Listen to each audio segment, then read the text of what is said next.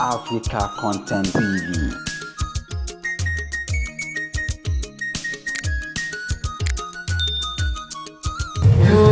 Tinubu ṣe tiwa 2023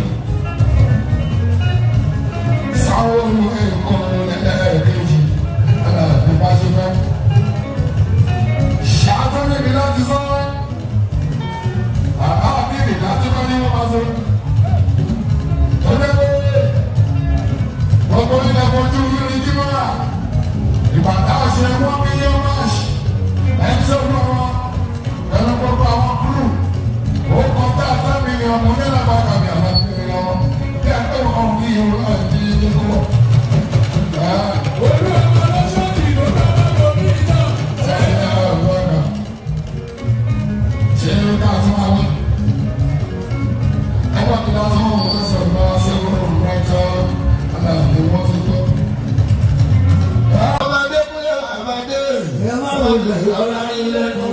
Àkàsọ̀ faratilé faratilé alákàsọ̀ tó faratilé wọ́n sọ pé ẹ̀ òye ọlọ́run lẹ́yìn pé kò lè ṣòro wúlé ní ìsílẹ̀ ìmọ̀nà àtàwọn wa.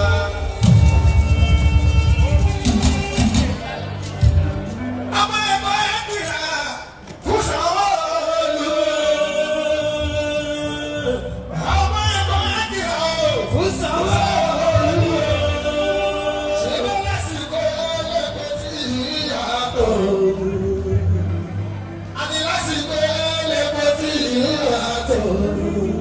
Ẹjẹ́ tó bá bọ̀ bọ́ bá lẹ́lẹ́ kejì, ẹjẹ́ ká kíra ooo.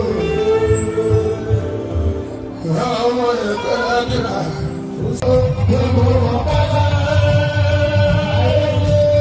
Inú gbogbo gbogbo ọ̀pá sára. Tinubu làwọn mọ̀, láwọn lẹ́yìn gbèdé ṣe. Inú gbogbo gbogbo ọ̀pá sára.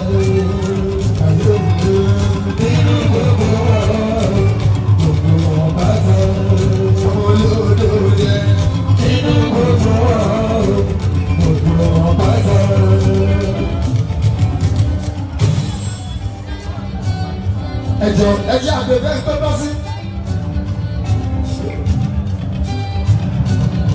Ẹjọ́ ẹjẹ́ àgbẹ̀ má jẹ́ àbọ̀ ọ̀fẹ́ ṣe é. Ọ̀rọ̀ Yorùbá ni kọ́kọ́ wà nílẹ̀ yìí, Adékúnlé.